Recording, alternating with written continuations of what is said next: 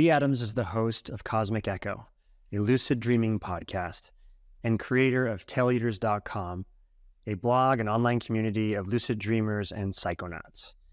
Lee is also the first person I ever recorded a podcast with. I was on his show way back in 2018 when I was just beginning my hero's journey and leaving the world I had known behind. In this episode, we explore topics such as creating community in the online age, the impact of AI and technology, designing a second brain and architecting your life, collective intelligence, ethical technical design or ethical tech design, and liberating structures, materialism versus mentalism, consciousness and reality, death, the soul, and the pursuit of meaning.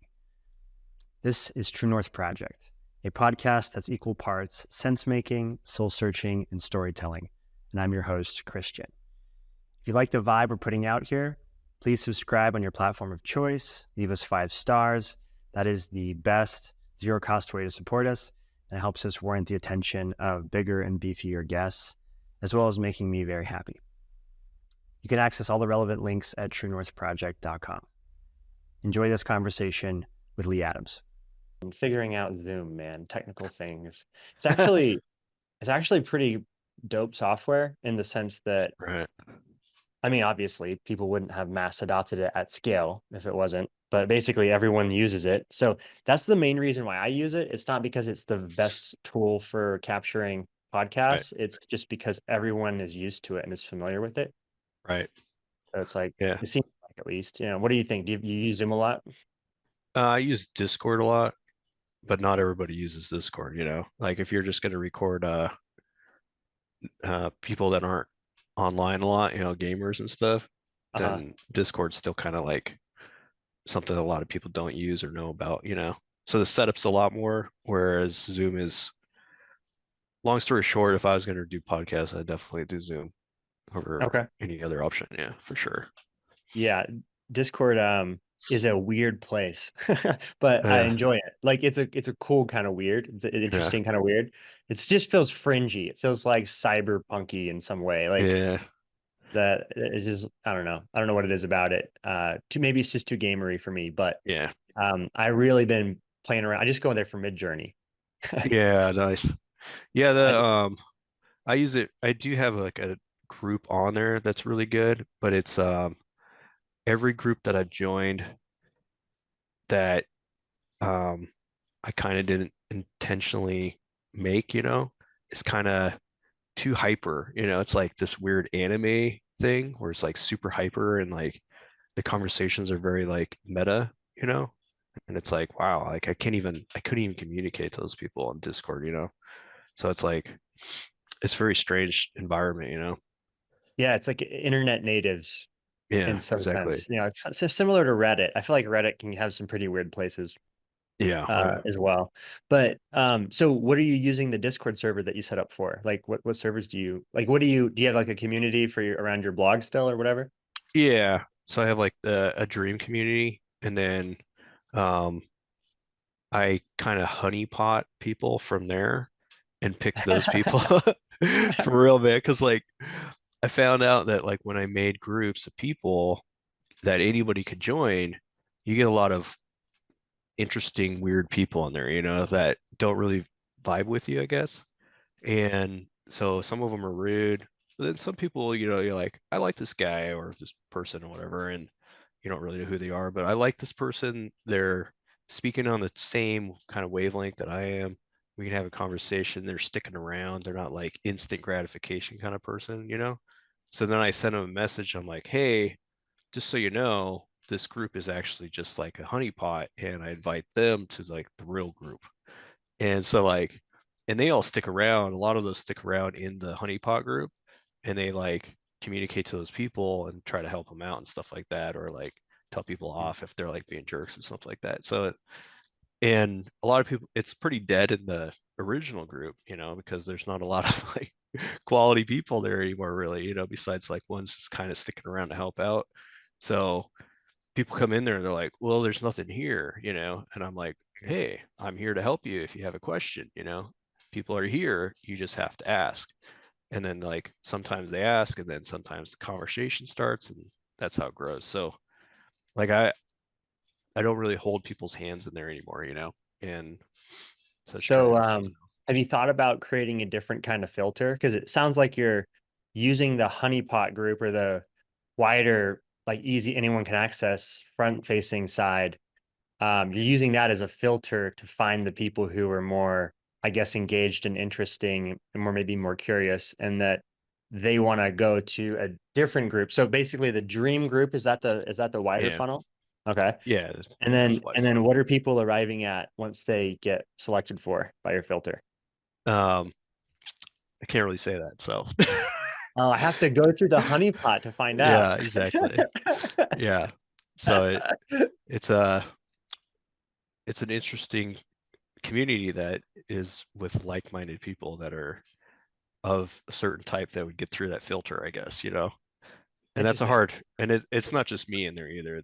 Other people are able to invite people in there, but it's primarily two people, that myself and another person, that kind of created the group out of Moderate it a little bit. yeah, out of Yeah. our conversations. So we had conversations together, and then we're like, hey, maybe there would be other people at some point, um, that would like to take part of these conversations too. So then it's like kind of that conversation multiplied out. And we've had to like remove some people even from the honeypot, or the the filtered group at some points, because some people still get through there kind of, not really fitting the vibe, I guess, of the whole thing. So Yeah, yeah, I've very never really. exclusive. Yeah, it's interesting. I'm curious about it because I've been thinking quite a bit about online community and just human social structures generally, and Yeah, also I like at the end of the spectrum or the extreme, thinking about it in terms of sort of collective intelligence and how humans are essentially neurons in a collective brain of some sort of superorganism, and we're sort of just like waking up to or evolving, I should say, how we relate to each other in more of a global environment that's connected by the internet and this kind of technology that we're talking about now. You're in Washington, right? yeah, yeah. Yeah. Near So I'm in Seattle. Las Vegas. We're luckily on the same time zone, but it's Yeah, possible from other sides of the planet if we wanted, right? yeah, yeah, definitely. So basically, that connectivity gives rise to new possibilities and new network effects and those types of things. And you end up with, like, for example, in your case, like just an online community that's, I guess, sort of for people who are curious about, dream time and exploring the unconscious, potentially some Jungian psychology or archetypal stuff, hero's journey stuff. You have a blog that you sort of probably point people, at least in the past. I don't know if you're still writing, but it's pointed people in that direction, right? Yeah, And like, I don't know, do you ever dabble with psychedelics as well? yeah. I have in the past, yeah, for sure. And I'll is just that like a yeah. theme of the community also? Like altered states or psychonaut type stuff? Um, they have a little bit of that in there, I guess. Like it's not It seems like really. a lot of overlap to me, like just in Yeah, sense that like dream exploration to me feels like a division or subset of being like a psychonaut and yeah, exploration of consciousness, and then like psychedelics and maybe float tanks and darkness retreats or meditation, like all these different ways in which you can sort of explore, yeah. inner space. I'd say like the key component, and not everybody's really into that specifically, but it'd be like metaphysics, um, Yeah. hermetics, things Yeah, like that. philosophy. Yeah, totally. Which to me is so basically just like explorers, seekers, curious people, Yeah, curious humans. yeah. And I'd say Um, like the main thing is like not everyone's really obsessed with one specific thing, like they dabbled in uh various ways of like exploring what it means to be a human, I guess. So there are a lot most of the people in there are pretty well-rounded in a lot of different topics and experiences, and so they kind of come at it from a multi-facet perspective, and then bring that with them, which is like anybody is like that, right? Like everybody's kind of pretty dynamic, but And the age group is a lot older too. Like I'd say like where most of us are probably 30, plus. So that makes a Okay. big difference too, I think, because you're, Just more maturity and stuff. yeah, Well, room to so grow, a little bit there. so I've been thinking about like setting up a digital community and like how that would look like in the sense that we briefly spoke offline last time about this project I've been working on Yeah, and this sort of quest or this um journey into self-discovery and transformation that's sort of wrapped up in mythopoetic archetypal language. And there's sort of like a mythic structure to it. So it's like a hero's journey for your life, you know, but built into like I don't want to say course, but like quest. Do you know what I yeah, mean? yeah, yeah. I think that's great. And Yeah, then right, so the community component comes in the sense that like, okay, that's a fucking cool filter. yeah, absolutely. That's a Yeah, cool filtering function. Because if it's only for people say, well, you would want people to jump into the community just for starting so that they can have support throughout the yeah, process and integration and help with that and connection with other people who are going through the same kind of quest, like, but in yeah, their own unique way. However, there would be like a filter as well where it's like only the people who complete it yeah, get into say like a members area or something like yeah, that. You know what I mean? Where it's yeah, basically just behind some sort of gate in some way. yeah, And what's cool is you have this business, Emblaholics, right? yeah, yeah, So you have this business that makes like challenge coins and dope like tokens and totems of sorts for people who want to create physical symbols or memorabilia or whatever it is, right? yeah, And they're dope. Like we've this is a medallion that you guys created for us. That's for our wellness business in Utah. It's got a psychonaut meditating on one side and a North Star with some sacred geometry on the other that says True North Tribe, which is just basically our members get these physical tokens, right? And it would be cool to ship someone a physical token, which you and I have been designing, but also get them into a members area or like a yeah, community where yeah, people are through that filter. They've been through that kind of quest in their own ways.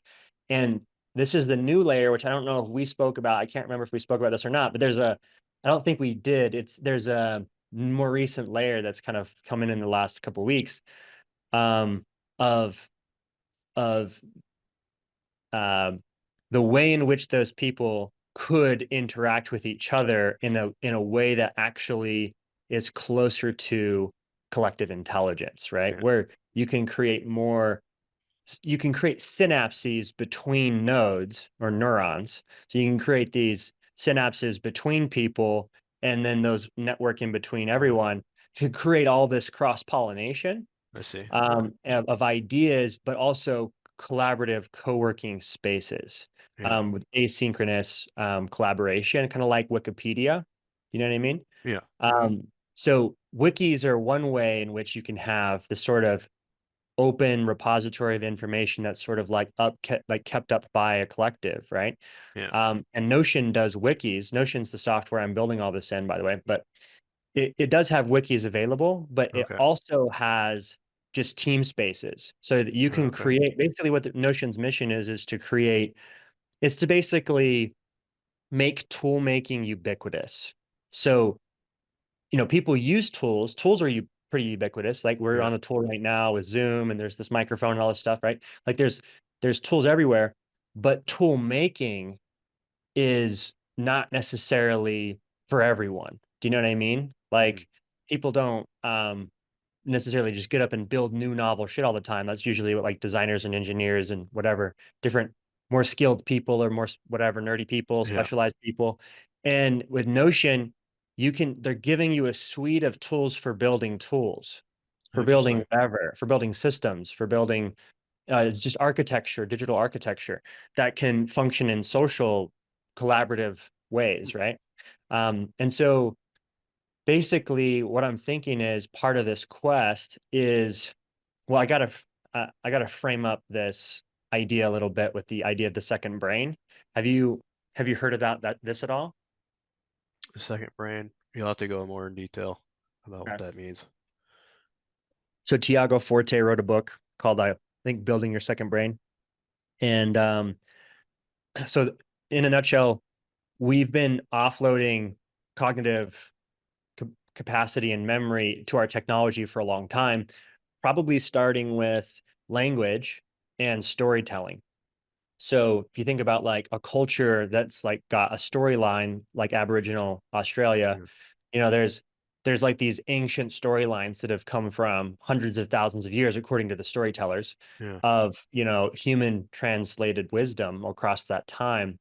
And that's a technology that keeping a current alive, right? That doesn't have to live um necessarily in your brain. Like it has to live in someone's, right? But it's been right. offloaded to this cultural Collective. technology Yeah, so that when you go through a rite of passage or an initiation or whatever it is, you get the download, right? And then yeah, now you're carrying the current. So that's one early example. Obviously, once we started developing writing and you got a bookcase behind you, all that's information that's not stored in your brain, but you can access it, right? yeah, So you've got like this extended intelligence around you with your tech and tools.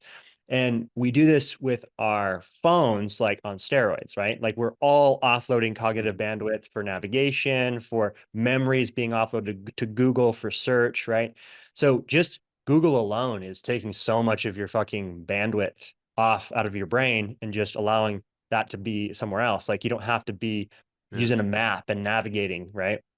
And having a sense of direction. Like no one yeah, has a sense of direction anymore. yeah. So, um, anyways, so now what if you took that idea and you just extrapolated it out a little bit? We're moving into the age of AI. It's a revolution in many ways. And what the revolution really is in was the initial revolution was in compute. So it was like making compute retardedly cheap, right? Yeah. So basically what we've done is we've made it so that uh, memory is ubiquitous, and now like the AI and the supercomputers are getting more and more powerful at a really Hmm. rapidly increasing pace. And so now, and that's more and more accessible to people. So basically, for no cost, very little cost, I can access the collective intelligence of humanity via ChatGPT or some other you know, large language model. Now, obviously, it's not complete and it's filtered and it's all these things, but it's still an incredible resource and tool that now is just at everyone's fingertips. So, Yeah. you know, we're moving into that age. So why not intentionally, consciously build your second brain or be the architect of your digital brain in the sense that you're already offloading your intelligence or you're extending your intelligence into your tools and you're offloading cognitive load onto your tech. So why not just do that intentionally designed is sort of what I'm Yeah. thinking. Yeah, that makes sense. I mean, And not me thinking, but yeah. Tiago Forte's sort of Oh, point yeah. with, Oh, you know, his book. sure. Good to credit people. Yeah, I think that's a great idea, dude. I think it's not something I've thought about. It's like, okay, well, people think of it as a negative, they're like, oh, I'm not thinking anymore the way that I used to. It's like, well, okay, like you were saying, why not intentionally start thinking different, and use those tools to take some of your bandwidth so you don't have to think about those things. Like people have made a lot of money doing that, but they use people to do it. It's called delegation, right? Or hiring an employee. So that person does the work for you while you think about other things and you think differently, right? But now what we're making is everybody can do that same technique, right? But the problem is people don't know how to use that anyways, right? Because not everybody's like a business person or a delegator, right?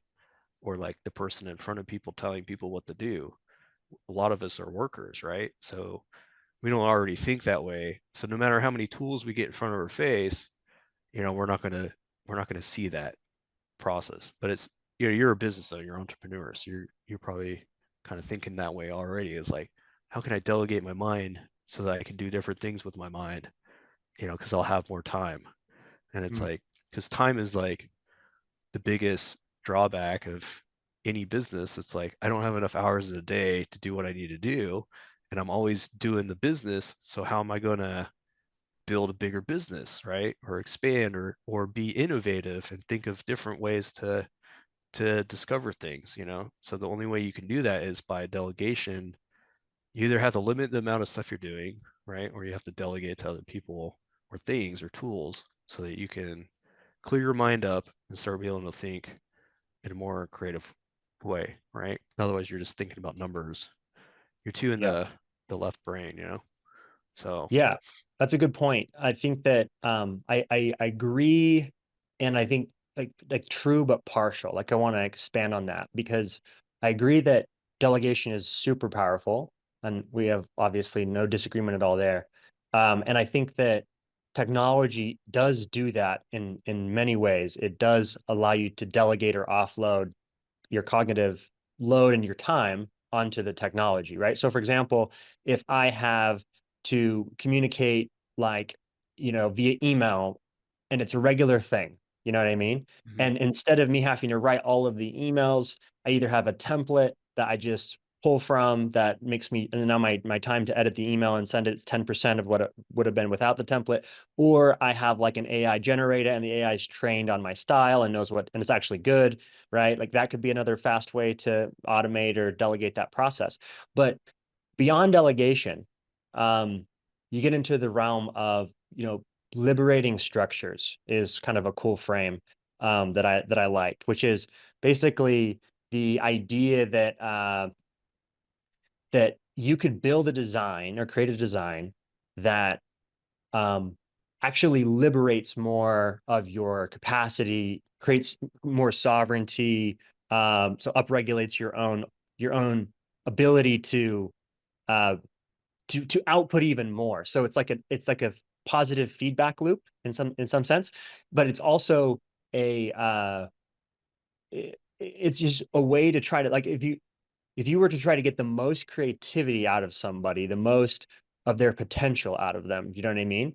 Yeah, What structures would you design in order for them to be in, right? Like, so in other words, let's just use like social media, for example. Would you design a platform that hijacks people's attention so that they can never put down the phone, right? And they're thereby, in some sense, disabled from living like a life embodied in the world. They're like stuck in the technology.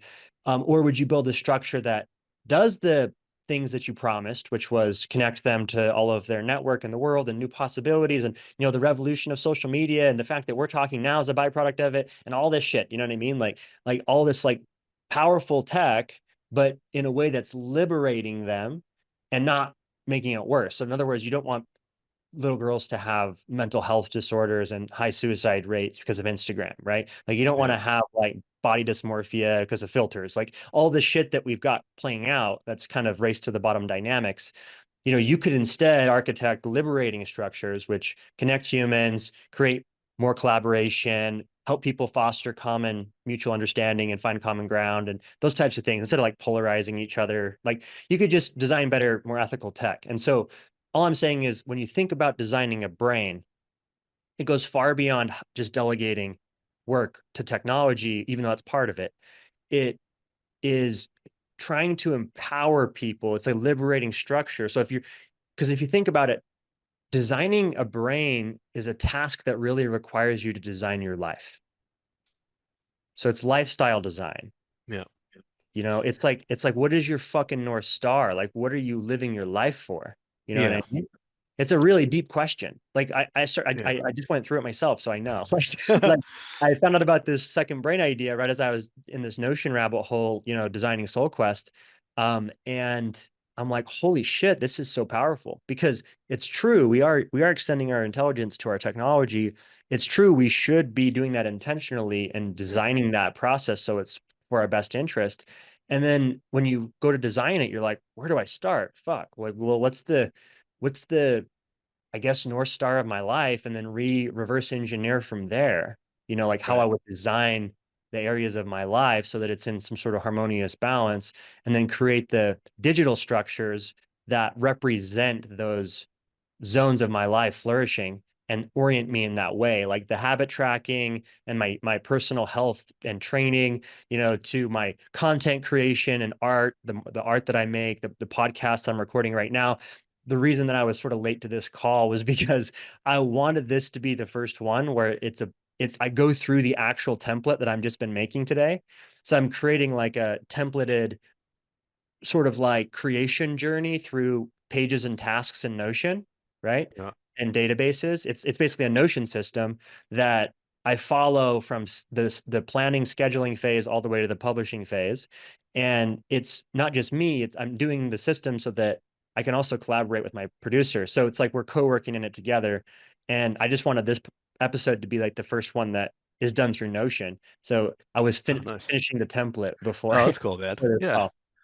Yeah. I mean, if our conversation started with these filters, and you kind of made me thinking about that.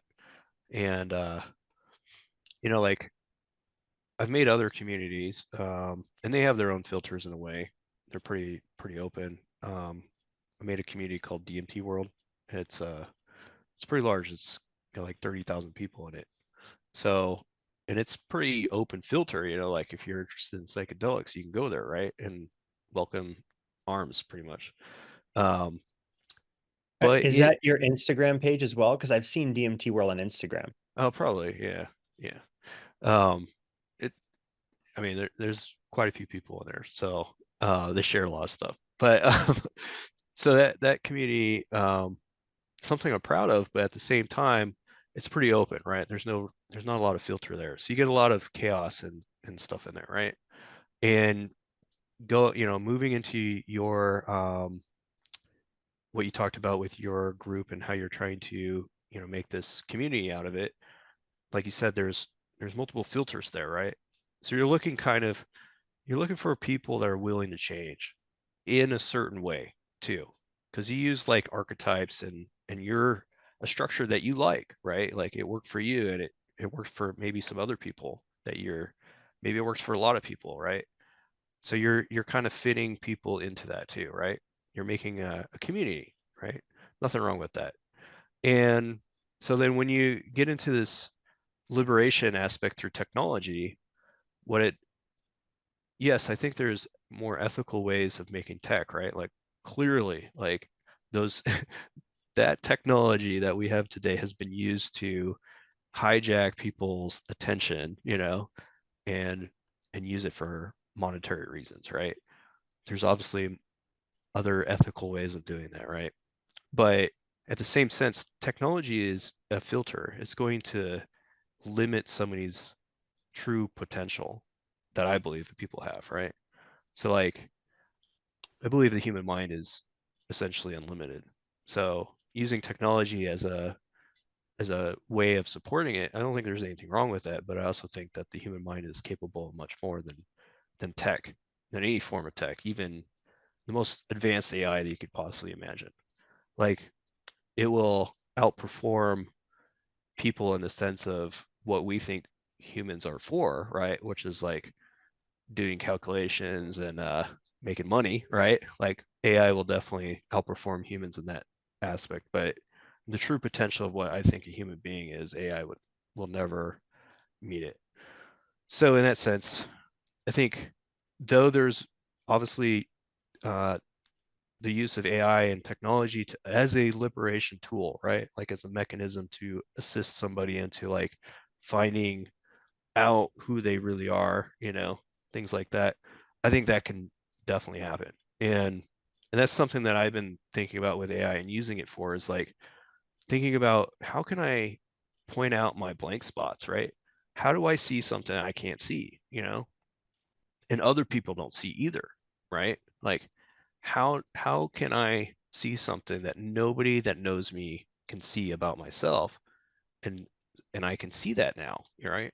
And so I'm trying to use technology, AI, to like open up that thing that I can't see, and be like, what is that, or how can I change to really do that journey, right? To like the true journey, right? Yeah, well, basically just self-discovery. It's the fool's journey. Yeah. Yeah. How do I become the fool, right? or realize I am the fool, like, Yeah. so I'm that's what I'm using. And like when you were telling me about like tech and stuff, I was having like a visual moment where I was realizing like kind of this thing, and it was like, um, I feel like people are moving in one direction, right? And they're leaving me behind. And they're leaving me behind, and not in a sense of like, um, uh, I'm becoming worthless or meaningless. I actually am getting so much more meaning in my life that that's leaving me behind. It's actually they're running with tech and like this idea of the future that I'm not part of. Like it's eliminating me. And it's like in that separation, but also the liberation from that. Because like humanity is running in a direction of is self-discovery, but at the same time it's like it's a continual cycle, right? Like it's never ending, and it continually gets more and more complicated and more material, right? And that's not where I'm going. I don't know if that all made sense, but it's Yeah, I like think it makes sense. yeah, I just I'm such a different person than I used to be, and I feel like it's almost exponential. And every day it's like, and then eventually it's like you're on a rocket going so fast, dude, that you can't even see the planet you're on anymore. And the people there, you're like, oh shit, like I'm gone. There's no returning. That's what I feel like. I feel like there's no returning, dude. I'm gone, and I'm okay So with that. gone in the sense that fatherhood primarily, right? Is that what you're talking about? Oh no, that's Oh no, part you're of just it for sure. okay. But then let me just wrap my head around what you're saying. So you're saying that like there's this accelerationism happening with age AI and tech rushing along as fast as possible, and the world changing radically, and the rate of change going is increasing, and now with the age of AI, we're looking at 2024 probably being the last year of maybe democracy, and uh, definitely at least for a period, there's going to be some Chapel's Perilous and Tower of Babel shit where no one knows what the fuck is real, and like if they're talking to humans or not. And like it's probably going to be the weirdest year on record. Like who Yeah, knows? yeah, Who knows? yeah. 2024 is going to be a wild one. Yeah, I don't But have a crystal ball, but yeah, it's good. I think it's gonna be exciting. but like you're saying that you're splitting off from that, right? And leaving it behind. And so Yeah, explain to me what you yeah. mean by that. And then I also want to come back to what you said about AI and the human brain and the mind, but I'll put a pin in that and come back to it. So what do you mean by leaving the tech behind?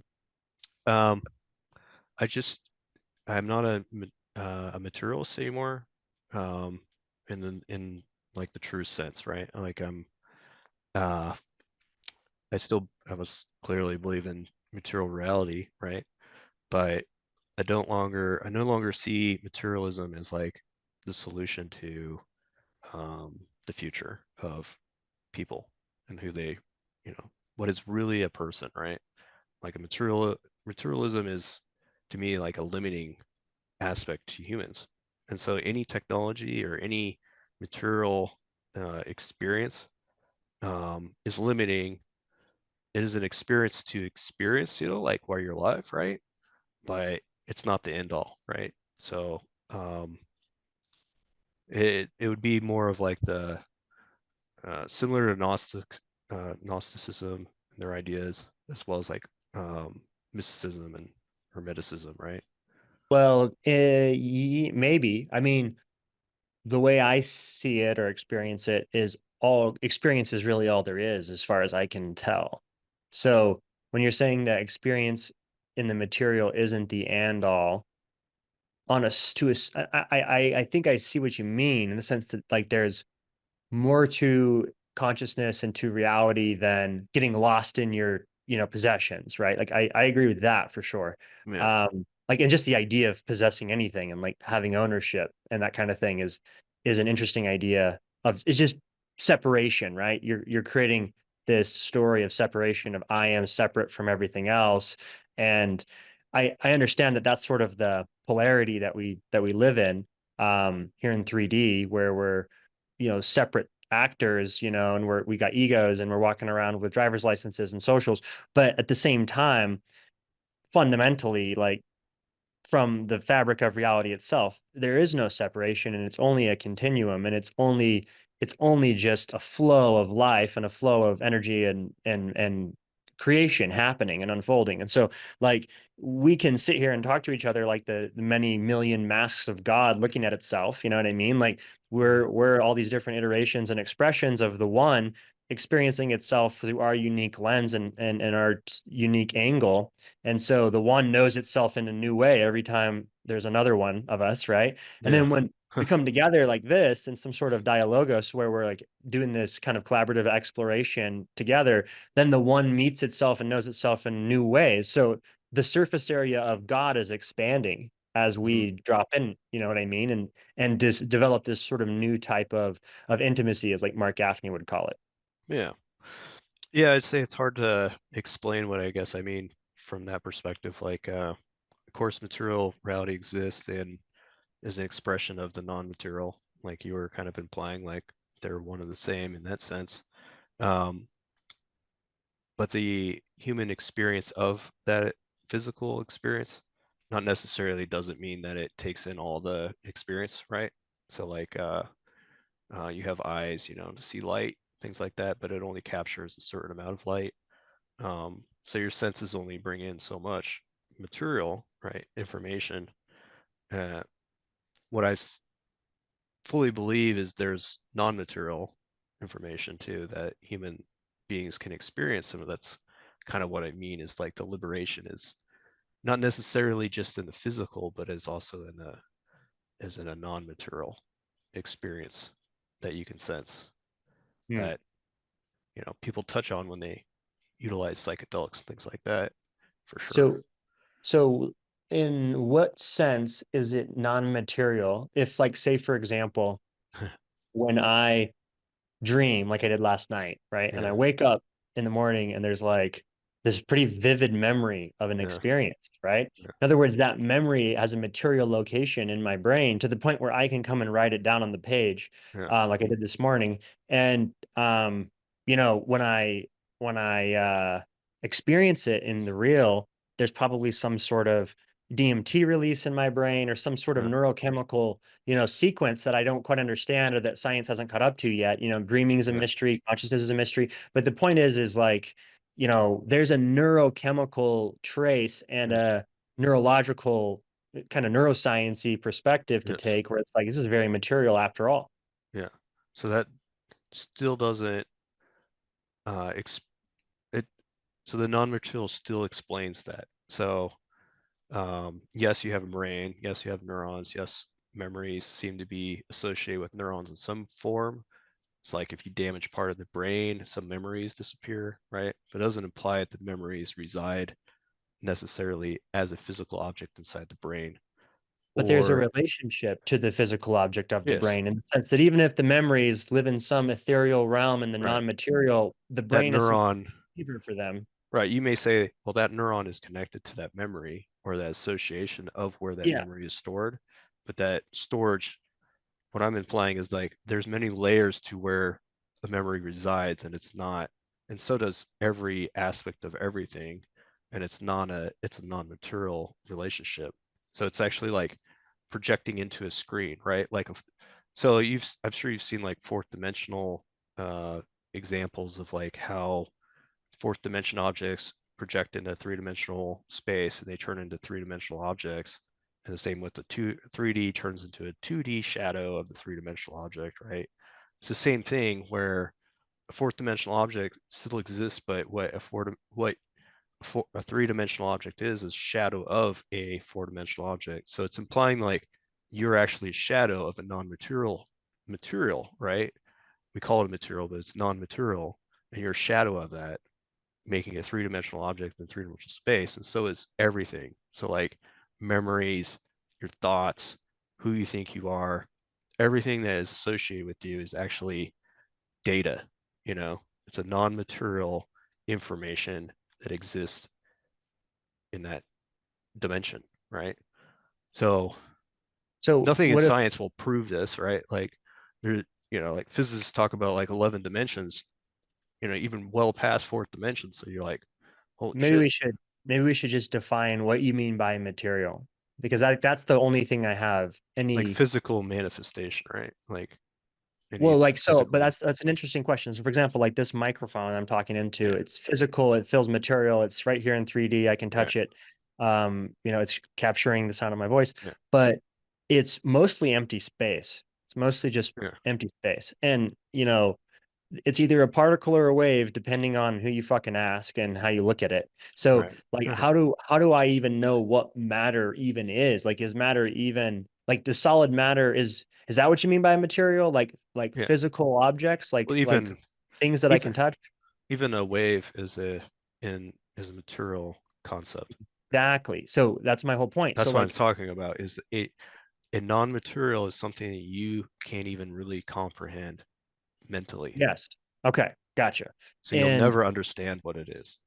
okay, yeah, Yeah, so it's, well, I can understand what it's not, right? right. Yeah, So, it's because not I can it's not understand material. what I mean by material. And if we define that, then I can say, okay, I can understand what non-material is Yeah. now. So that's what I'm trying to do is define it. Um, So even your if dreams would be an aspect of that material, right? But it's not it because you have a memory of it as a material, like it has a materialness when you memorize it or recall it, so right? can we let me try a different definition. So since you mentioned hermeticism earlier, Yeah, let's use that frame. yeah, So let's say that everything is the all, yeah. and Well, they you say could, mind. yeah, Everything is the all mind. is mind, and Yeah, the all or all mind is basically just God. It's the mind of yeah, God, right? yeah, So if everything is all, yeah, and all is everything, and we are anything, then we are a subset of everything, which means yes, we are in the mind of God. yes, We're part of the all. We are, yes. so there's no separation between, well, basically it's all an all-inclusive statement. Everything is Yeah, mind. And so that term mind instead of matter now yes. gives us more of the vibe of the openness and the continuousness of it, the Okay. continuum of it, right? I And have a, so sorry, I so have an example for you. Not to okay, so cut my you off. question then is just what is non-mind in that equation? Because you're saying Okay. non-material in the sense that it's not So, material, but I'm saying everything is in the all. And so wherever that non-material place is you're talking about, it's also in mind. It's also in the all. yeah, so the mind is non-material in the sense. So anyways, but if you close your eyes and imagine an apple, right? The apple doesn't exist physically, right? It's a something else. It's like it's a field. It's you can even say what it is, right? Like it's an idea. It's not material, right? It exists in your mind completely. Like it you can't locate one spot in the brain that maybe there's an apple, right? It's a collection of different ideas that generates like an image, right? And that would be in a way an expression of us being like God. We can manifest in the mind things that physically don't exist. We can manifest worlds inside of our mind that physically don't exist. You do it every single night when you dream, right?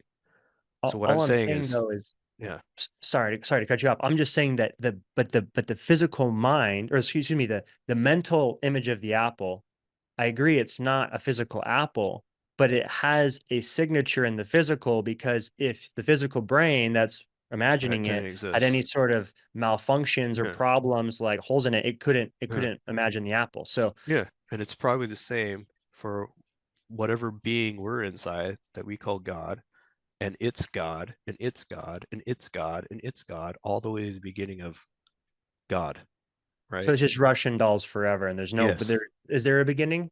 No. Okay, so it's fractals all the way down. Yes. It's I'm all cool with mind. that. They say I'm it's I'm cool all with the mind. fractals. Yeah, I'm It's cool with all the fractals of turtles. all man. All Turtles mind. all the way down. You I know what get they that. say, And turtles, it's all the way down, right? yeah. Because of the I get, shells of a turtle.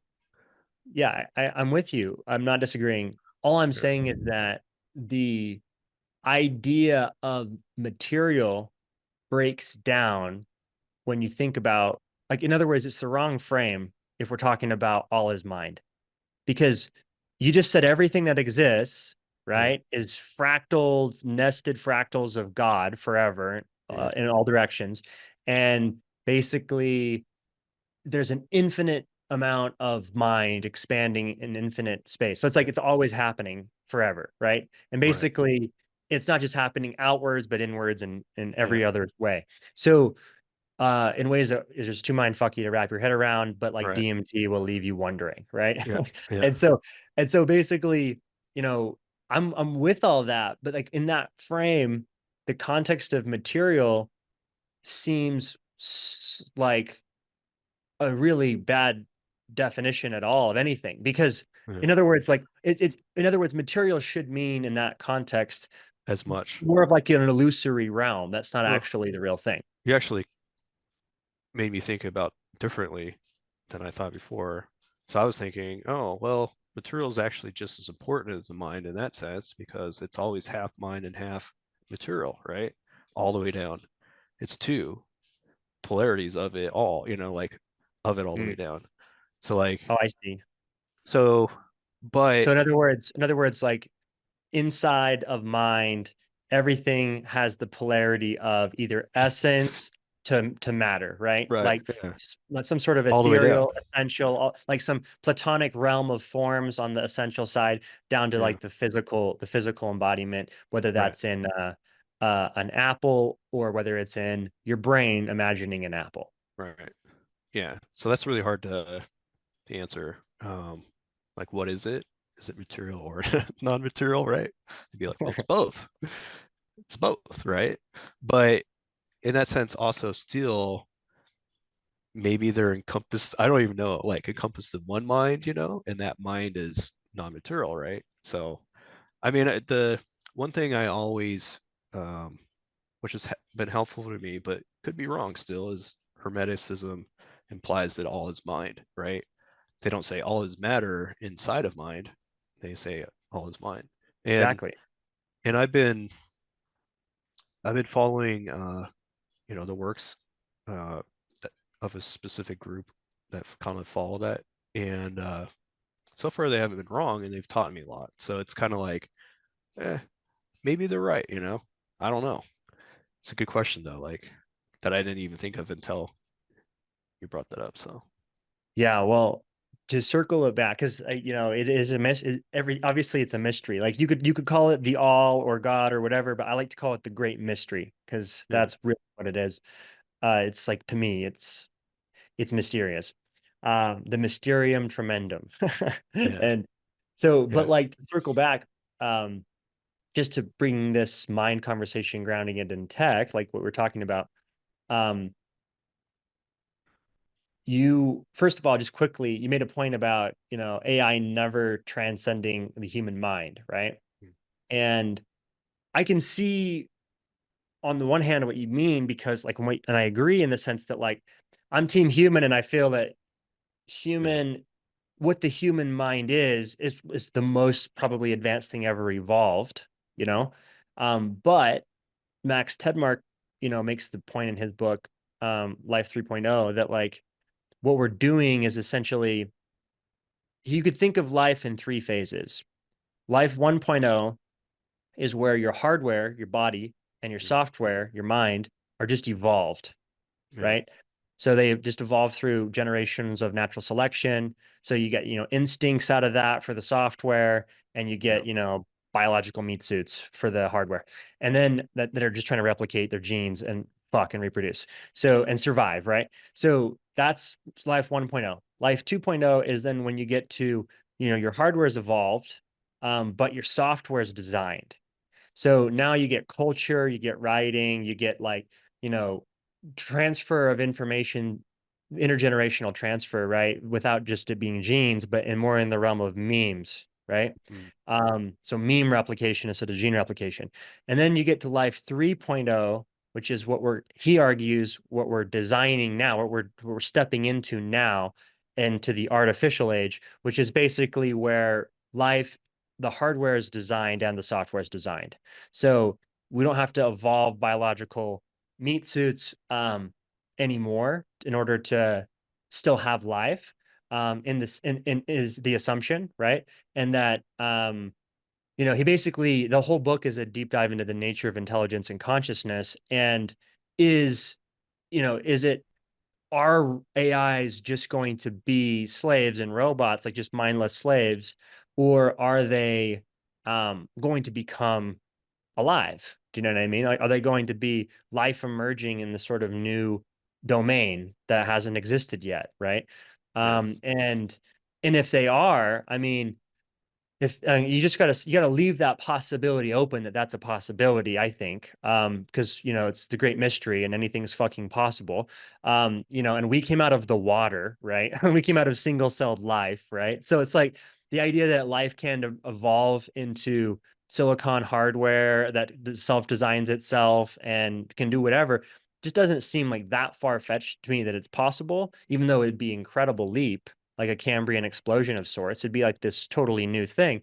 But and I don't know if that's necessarily what we want, because it might mean the end of human life and biological life. Yeah.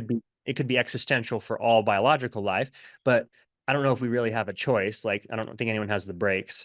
And so basically, if we think of it from that perspective, I think you can make the case that not only is AI going to be far superior to human minds in computation and its ability to, just think way deeper than we can on narrow issues, like on any narrow thing that it's trained on, but also can create general intelligence where it's better at solving any problem than any human would be at, and where it'd be better at obtaining any goal than any human would be at, if you're measuring intelligence by like goal seeking behavior.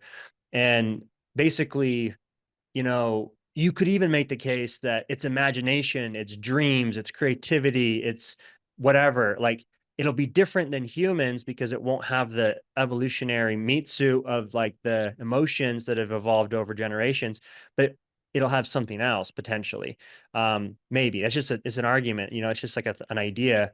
And I think that we come at it from a very anthropocentric lens, usually thinking that humans are the most evolved and special thing in the universe. And what if consciousness isn't as special as we think? And what if, like, you know AI is going to become conscious at some point, if it's not already in like dream mode? Yeah. Well, I'm a panpsychist, I guess you'd call it. So, um, I look at consciousness, I look at everything as having a form of consciousness. It just doesn't have self-awareness. So AI is already conscious in my view. Um, Once it becomes self-aware, then that's good, and all. So Um, would you define consciousness then? Because Ted Mark defines it as subjective experience. So in other words, super simply put, just there being a subject experiencing something. yeah, everything's God, right? So, um, everything would be experiencing itself, right? Yeah, but like, for example, the table, even though it's Yeah. inside the mind of God, it's in the all, it's in everything. Is the table, is it like something to be this table? Or is it like nothing? You know what I mean? Like, No, in it's other words, is something. the table conscious, and is it having a subjective experience? Yeah. I guess So you would be right. Yeah. from the inside, is the table even a thing? Like Yeah. just because I we would say put it's a these thing. molecules together, and or these molecules grew together in this Yeah. case with this bamboo that I'm looking Yeah. at, like they Uh-huh. grew over time and then were like fucking shaved Yeah. down and put here. Does that have some sort of suchness or like Yeah. subjective awareness? Yeah. I'd say yeah. From my Interesting. perspective. Yeah. I mean, everyone has their opinion of that, but yeah. So I think, if you say you dreamed you were a table, right?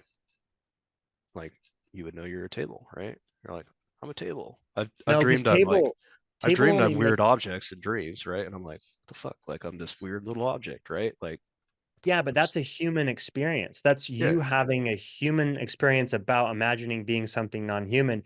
Whereas we're anthropomorphizing that the non-human things can actually do that, which they can't. Like, I don't think. I mean, Like, I don't like think if we're all a dream of God, right? Because we're all in the mind of God, uh-huh. you know, our level of being that is dreaming this this reality, then who's to say that that being couldn't feel in experience everything that we're experiencing and every object inside of it Yeah. is experiencing. Which I think is the case. I think Yeah. that is what's happening. But the question you have to ask then is like, is everything inside?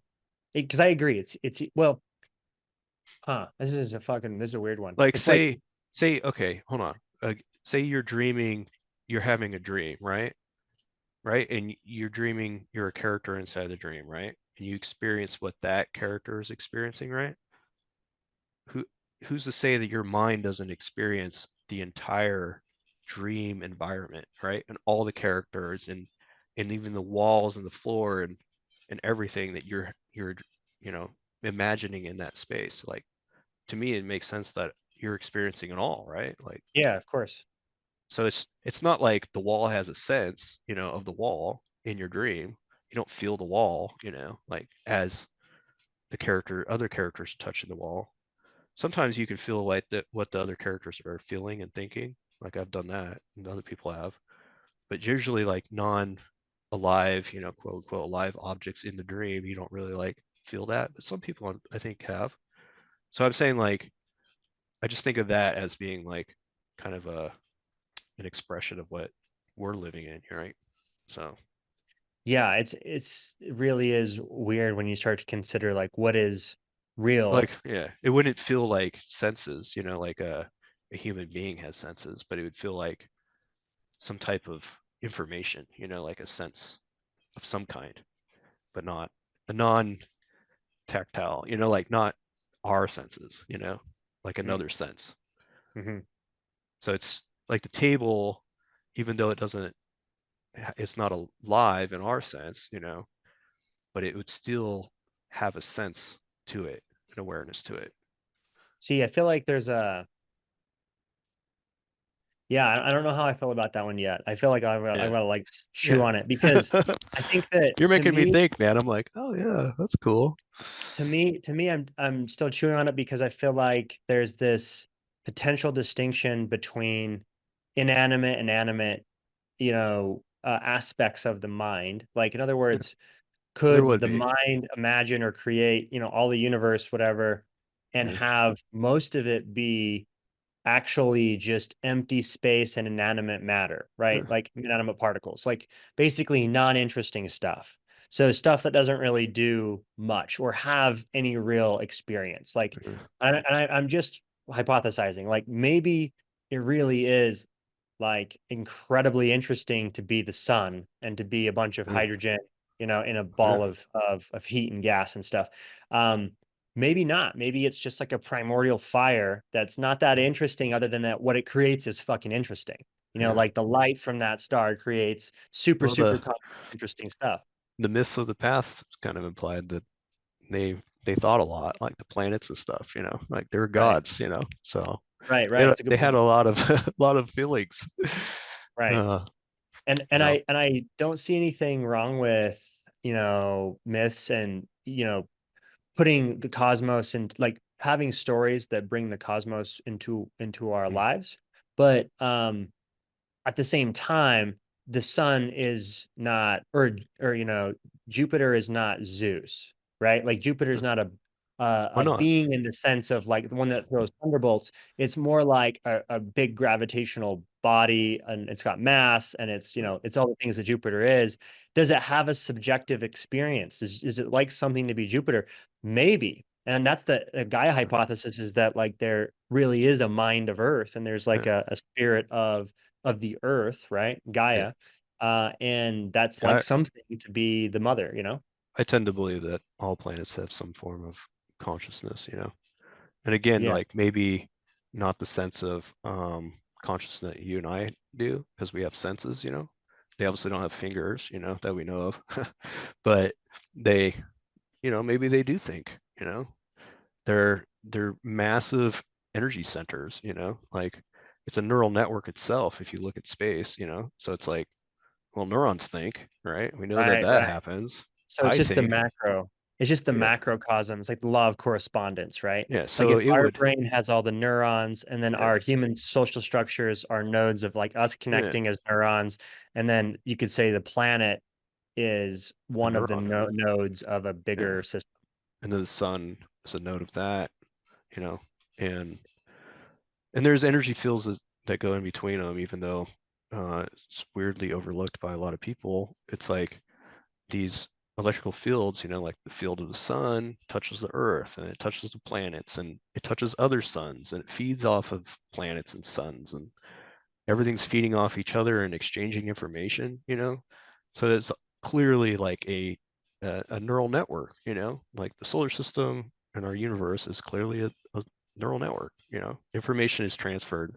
We just don't know what the information is. We see it as heat, and we're like, oh yeah, it's just heat. But it's like, well, if somebody was looking at our brains, they'd be like, it's just heat moving around. Like, who knows what this guy's thinking, if anything, And it's like, there's a lot going on, Like, so, I think it's ignorant to think that it doesn't happen all layers, right? Like, it's just, if it happens to us, and like you're saying, we build society off of that and stuff like that, there's a high chance, I mean, there's a chance, right, that it is happening on all And layers. can I share a weird float tank dream that just Yeah, came? love to Yeah, hear it, I dude. remember that this sparked, because I'm getting all meta about like micro, macro, and all his Yeah, mind and yeah. all that. So, um, I was at the end, towards the end of my float. So just to caveat this, like I was not sober, Oh, okay. right? And so I was in a visionary state. Um, and at the end of towards the end of the float, which was like 3 hours, I had this, I just had this like like just crazy trip of and it culminated in waking up on a spaceship, Okay. right? Interesting. So Huh. so waking up from deep sleep, Yeah, knowing as I'm waking up yeah, that I'm on a ship. Do you know what I yeah. mean? That's like the only thing I know Okay. is like that I'm on a ship. And there's like no other, salient information about is it my ship, Yeah, like whatever. It's just I'm on a ship yeah, and we're going someplace. We're traveling in space. yeah. And so it's like what the idea that we're here having this mind experience Right. fundamentally, like everything you experience is inside of the realm of consciousness or mind. Like it's just you have qualia subjective experience awareness. If you Yeah, just sit down and pay attention, that's really everything. Like your sense of self is really, that's all it is. It's just stuff arising in consciousness. It's all just arising in this open space called mind. yeah, And you could imagine that, you know, we're just nested inside. Like we're having a mind experience where maybe there's another reality where, like, say you're on the spaceship just in right. cryo, right? Yeah, yeah, And you're traveling between these greater, you're functioning as a synapse essentially between one body and another. Like you're traveling from with a yeah. spaceship, one planetary body to another. Yeah. Um, well, I had a ayahuasca experience that's similar to yours. But there's a little bit more information for mine. Um, I took way too much, and I thought I killed myself, and then I started waking up. And waking up, I mean, like, I found myself in a pool of water and like in a membrane of some kind, and I was looking up and I could see three aliens, gray like aliens standing over me, and they were just staring at me, and I knew in my heart that I was one of them. Like I knew that I was one of them. And what was happening is I was being put through like a simulation of what it means to be a human, and so that I could experience emotions. And that was the whole purpose, is like some type of like like your program, like a graduate program of like feeling emotions, to like become like an adult, one of them or something like that, Yeah, it's like a and rite of passage. yeah, and I was in absolutely infuriated, dude. I was so fucking pissed. I was like, fuck you. And I was like, I have emotions and I'm so glad. I'm so glad. And I was so mad. And they just they didn't say anything, they didn't move, they just kept staring at me like they had no emotion. Zero. Like none. And then started coming back to sleep, and I was back. I was back in my body, everything was good. And I was like, oh my God, what was that? So like that happened a long time ago, and I still think about it today, man. It's like, because it's like what you're saying, like, what was if you just woke up, like, you're like, "Mm, that was interesting, or something. I've had You wouldn't even say that. You'd be like, you wouldn't even say anything.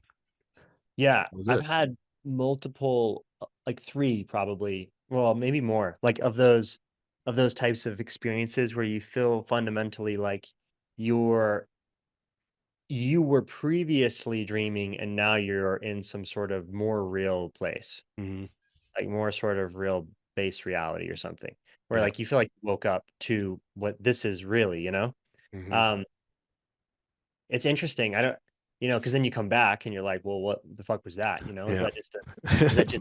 projecting some sort of trip, or was Yeah. I, accessing some other dimension or some sort of, like you said, if this is a shadow of Yeah. uh, a higher dimensional place, then, in other words, like you're being simulated right now potentially, Right. right? And so like this simulation version is interesting and mysterious and all these things and Yeah. emotional and whatever, but really you're just, you're in cryo somewhere, you're in some Yeah. blob of water somewhere simulating. Right.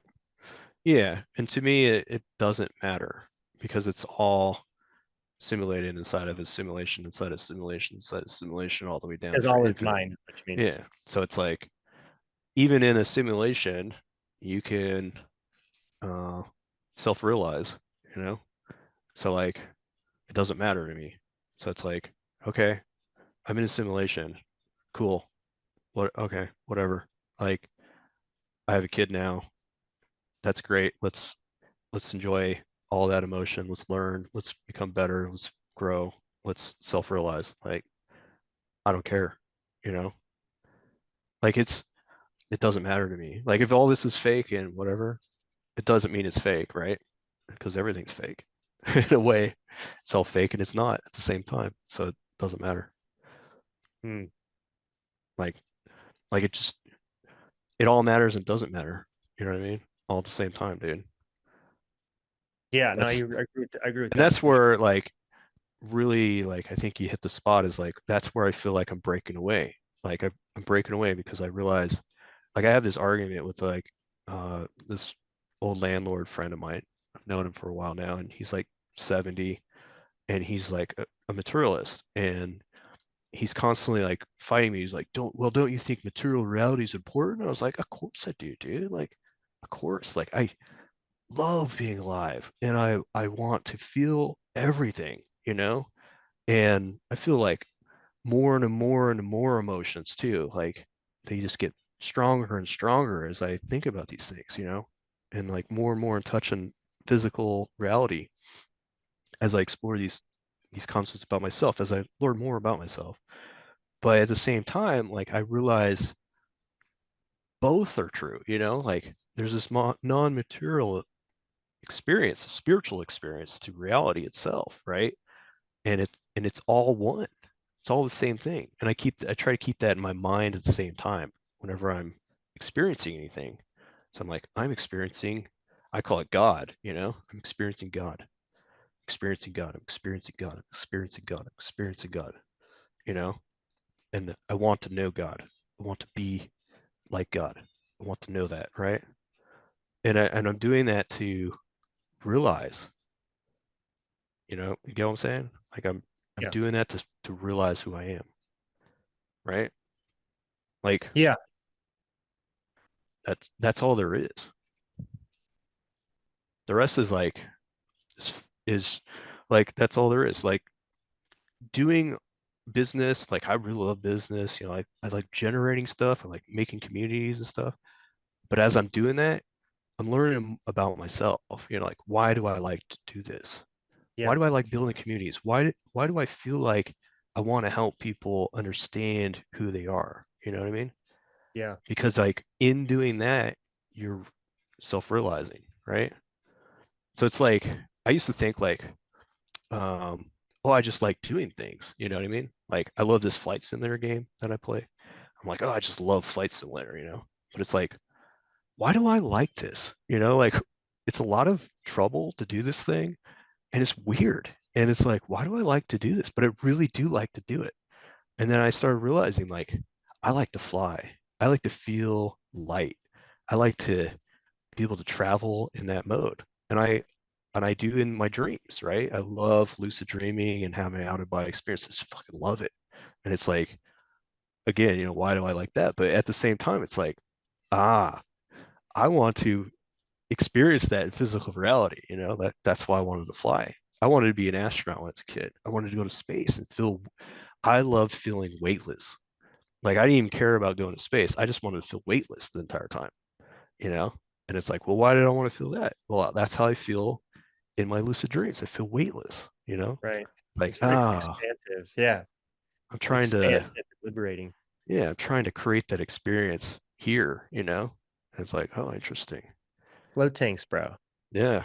See, I can't do float tanks because I have so much pain in my body that's like it's like I've done the 3 hour one and I'm just like, my neck hurts so bad at the end. I'm just like, oh Have, my have you gosh. ever used supports for your head and neck? I did the neck one, but it probably wasn't great. Yeah. Like you So, probably know a great way to do that. well, so first of all, I would say there, as far as I've experienced in the simulation, there's Yeah. no there's no thing like what you're describing better than floating. Like it's basically the portal into the lucid dream state Yeah. of like expansive flying through the void, you know? And it's like your spaceship. So it's like if you that's why, you designed this. I mean, you built this for us, but like these Yeah. coins, like it's a astronaut and he's Yeah. he's meditating. He's in his spaceship, right? So it's access to inner space and the tank is your ship. And I've had people, like, it's really common to have shoulder and neck tightness. And, if you think about it, we sit at desks, we look at our phones, we're constantly bent over the wrong way. And it's like sedentary lifestyle syndrome. So, uh, if you used both the little halos for your head, and then also we have some foam noodles at our shop. You go in with the foam noodle to your spot and just put it underneath your neck as well. So you have extra support. And the key would be to like get as much as you need to relax. And then once you get to that point where you can fully let go, and it might take some time floating to like let your body unravel, but you'll slowly just start to dissipate the tension. And in just a couple floats, that pain will probably go away. Like it might take a few if you've got serious, but the worst I've seen was like my barber who had took him about 4 floats. And he had in such bad neck pain the first time, even with the support we gave him, that the next time he came back, he brought his own foam thing that was super thick. He Yeah. brought his own foam thing that was super thick, and we doubled him up, and he was able to finally relax. Nice. But he was leaning over people for 20 years, cutting Yeah. hair. And Yeah. so it That was would like hurt. really, chronic injury essentially. So Yeah. I would just recommend giving it another go with some more Yeah. support Definitely. because that is your jam, my friend. Yeah. Um, Unfortunately, a lot of places out here went out of business that are close to me, like an hour out. So I'll have to look around and see if there's any new ones. I mean, you're definitely talking to you has got me excited about possibly floating again. So there was one just down the road, but their machine started leaking, I guess, all over the place, and they Oh were like, shit. yeah, they were like, we're getting it out of here. So Nightmares, yeah, dude. yeah. Float industry is hard. I'm gonna Yeah, be that's what honest. they said. I was like, oh, I have a friend that does float tank stuff, and they're like, yeah, I'd never get into it. I was like, oh man. Yeah, So I've, I'm still trying to crack it to so for me it rapidly shifted. Well, I say rapidly, but it took a couple of years of me banging my head into the wall. But it shifted my perspective from, super just like jazzed. I mean, that hasn't changed. I'm still jazzed about floating, but it was more like jazzed about like the economic opportunity as well. yeah, Mostly jazzed about floating, but also thinking that the business model was going to be fine and great. yeah, yeah, And that shifting to being like, oh, this is a service project. yeah, yeah, Maybe yeah, like this is basically just, I love it and I want to help people and I want to have yeah, my own awesome spaceship. yeah, So I design it in such a way that it's like perfect yeah, for me, and trying to make it better and better. But yeah, basically, that's that's the that's the struggle, and I'm yeah, trying to figure out. I mean, that's honestly why I've been talking to you about Soul Quest and designing Yeah. this talisman is because I'm trying to create alternative, not just revenue streams, but alternative ways of you know stepping into your authentic creative expression in a way that is of service and Yeah. that hopefully has some sort of impact and Yeah. reaches more people. And I'm really pigeonholed to a small local market in St. George, right? Yeah. So I'm trying to like expand that No. I digital like offering.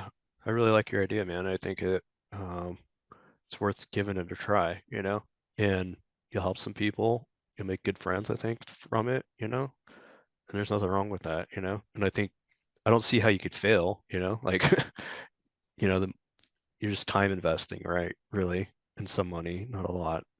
So I think you'll be, it's a good opportunity, like I take risk, and I throw some money in some project or something and I get really passionate about it and then I see if it works. If it doesn't, then it's like, okay, I learned from that, I learned a ton. So I'll take that and I'll see what else is next, whatever next passion comes to my mind, And sometimes Yeah, I think you get like, I call them downloads. I think a lot of other people call that, get really passionate about something suddenly. And you're just like, I got to get this done, and you're just like 100% into it. And it's like, when it's done, you're like, oh, I'm yeah, so glad I got that out. And it's like, it was like another something working through you to get that done, and doesn't mean it'll work, either. Sometimes it just needs to get out in the open. yeah. You're almost possessed by it, So Yes, I do know exactly what you mean, and it's what I've been going through over the last couple of months with Soul Quest, and yeah, this brain has become the next thing version of that. It's still the same project, but it's like a another domain of it. Because before it was more about around the mythopoetic structure and learning about the hero's journey and setting up sort of the frame. And then it evolved into creating the content and taking people into learning and into the self-discovery kind of journey, right? And like yeah, writing. And really it was the most creative thing I've ever done. It was like, diving into, it wasn't just curating, facts or like giving people, the 80/20 version of different topics that are relevant, from mindset and philosophy and psychology and et cetera, right? And it wasn't just that, but it's also just like poetry and art, So it was like a lot of fun to just create.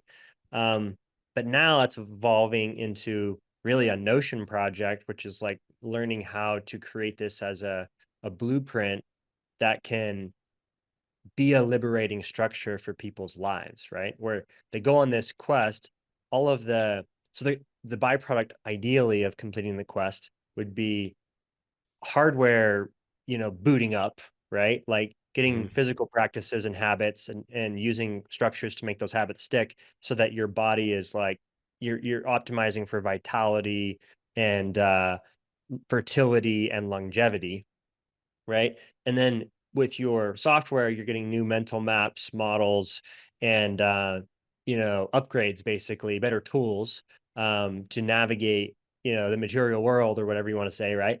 And then you're hmm also getting philosophy and art, which gets into the more like spiritual side of the thing or the introspective side of the thing, right?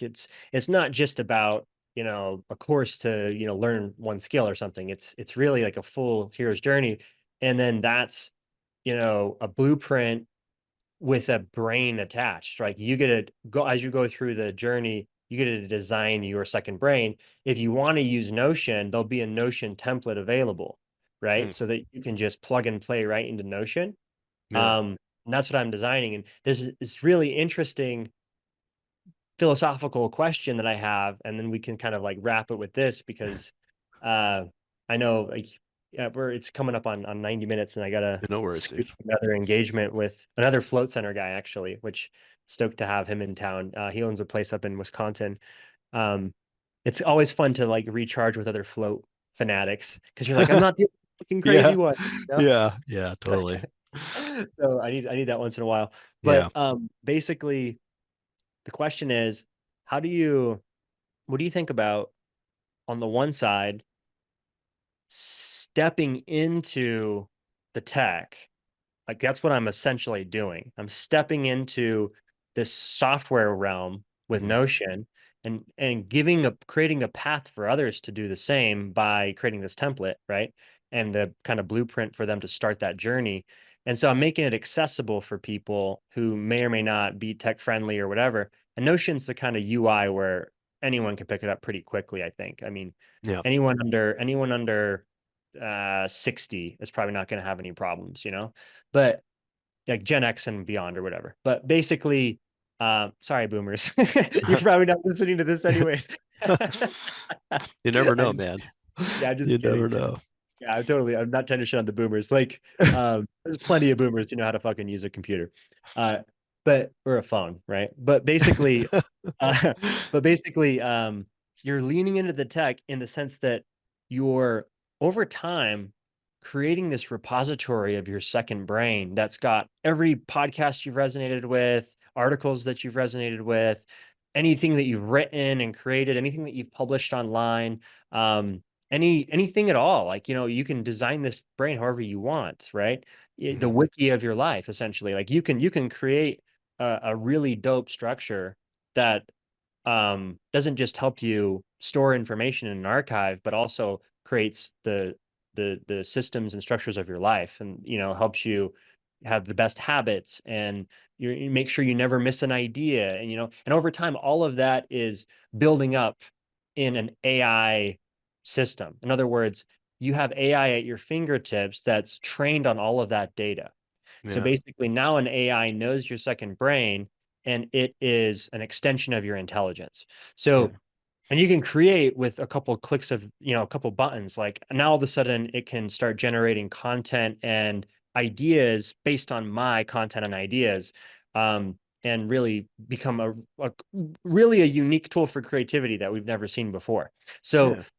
that's leaning hard into the tech.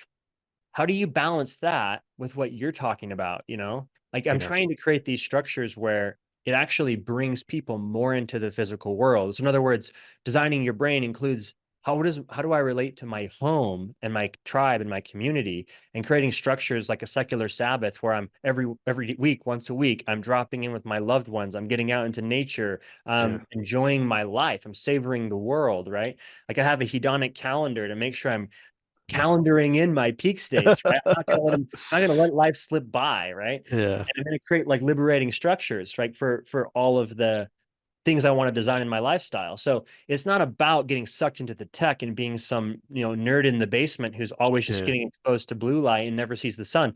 It's like I really don't want that. And actually, Notion Yeah. is designed ethically with a really clean user interface. It's not got any ads, it's not Yeah. sucking you in. And so it's like you could have that be the one place where like all your other tools go away, and you just have like one clean tool that's, Yeah. also got AI trained on your brain. So Yeah. that's what I'm trying to orient to, and still balance it with like I want to be team human. I'm Yeah. not like some techno utopist that just wants to upload my consciousness to the machine and peace out. Like I want to live here in this embodied place where I also want to become a father. Yeah. Like you. And so like that's for me the full fucking send betting on this reality. Yeah. Yeah. Well, first of all, I think you know, becoming a dad is going to dramatically change your perspective a lot of this. Um, because you're just going to naturally, your brain's going to change, and your attention's going to change, and you're going to think more about that kind of idea than I don't know. I don't know where I'm going with that one, but you'll change, right? So just something to keep in the back of your mind. Even though, I mean, you don't think you'll change, but even like before my wife had a baby, I was changing, and I was aware enough to see me changing. I was like, oh, that's different. So that's a fun experience if you pay attention to it, to like be like, oh, that's I don't normally do that. Like that's bizarre. Things like that, kind of like unconscious changes. Anyways, the other thing is like, um, I don't think there's anything wrong with what you're doing. Like making tech to try to help people and help yourself, you know? Like that's great, dude. Um, the downside of all this is that people have a weird, not everyone, but a lot of people seem to have this weird thing where they don't really want to help themselves, you know? And um, they're kind of just stuck in the dream and they like being stuck in the dream. It's like the guy that wants to go back in the Matrix almost, you know, in Hmm. the movie. I forget his name, but Yeah, blue pill yeah, guy. he's like going back in, you know. Yeah. And I wonder how many people didn't choose the neo peel, you know, like to get out. They're just like, nah, I'm good. I'm go back in. I'm good. Don't need to see that. You know, it's like, who knows if Well, I would be that person. I have a hunch that people checking into this are more often than not red pillars. Yeah, but maybe I think I'm a red pillar, but I actually choose the blue pill at some point Uh-huh. too, you know. Yeah. Maybe I'm in the matrix and I could have left. You know what I mean? Like on some level, right? So Yeah, it'd be but interesting. I like the frame. I like the frame of it, the Matrix frame, and it's really just the allegory of the cave, Yeah, right? yeah. Like, I'm using it and as an so analogy. I agree with yeah, everything you're saying. it's a good analogy for, you know, the journey of growth and learning and expansion of Yeah, consciousness and sort of the, you know, it's in the allegory of the cave, it's also part of that allegory is that, you know, it's hard once you go through that process. It's actually the waking up process is very painful, you know, yeah, like seeing the light for the first time as you leave the cave is very painful. And it's like a slow accumulation or acclimation process, right? yeah, It's a very slow process before you can actually look at the sun. Like you're really just blinded at first. And then you come back to the cave and you've adjusted and you're different now and you see the, you know, real reality, not just shadows on the wall. You're seeing like the light in the outer world. And when you come back to that cave and you stumble because you're not used to the shadows anymore, you're not used to the dark, then everyone in the cave thinks you've lost your fucking mind, yeah, you know? And you go through the really sometimes traumatic process of like, oh shit, I don't have the tribe I used to have, or I don't have the yeah, community and whatever I used to have. So that's, you know, that's seems to be not for everybody to go yeah, through that like swallow the red pill yeah, thing. And I get it, but if you can create so in other words, there's people doing it though. And for the people who are curious, so the people who are like either already like on that path or they're starting, you know, like mhm, they're like finding it and they're like, okay, there's something more to my life than this. And they're feeling that call to adventure, you know, yeah, maybe to leave the job or to take the trip or to uh change something in your life, you know, whatever it is. It doesn't have to be a massive life change either. It could just be like, I know that there's more than, you know, Netflix and chill plus yeah, sports plus work plus booze or whatever, yeah, right? Like, and scrolling 6 hours a day. Like, there's there's a lot of people who are like breaking and their nervous systems are like struggling from the, you know, screens and like we're just in like kind of a weird place right now with the yeah, health crisis, meaning crisis, ecological crisis. You know, there's like lots of casualties. And so how do you create like the rabbit hole for that person who's ready to take it, to fall down yeah, the rabbit hole? Do you know what I mean? yeah. That's what I'm thinking about. Um, thinking about it, I would say I agree. I think some people would benefit from whatever you're designing, you know. Um, but it's it's not something that I would use because it's not how I um w want to experience um that learning process, I guess. Like but I'm a very different person. I try to create my own tools, for myself to navigate the world with, I guess, or utilize it in certain ways. And it's maybe use it. I don't know. You know what I mean? But Well, how about this? I'll ship you a template when it's done. yeah, I'll try it out, dude, for And sure. you can beta test if you want and just give me Yeah, your feedback because even yeah, if you don't want to use it, I want the reasons why. Like I want the yeah, feedback, right?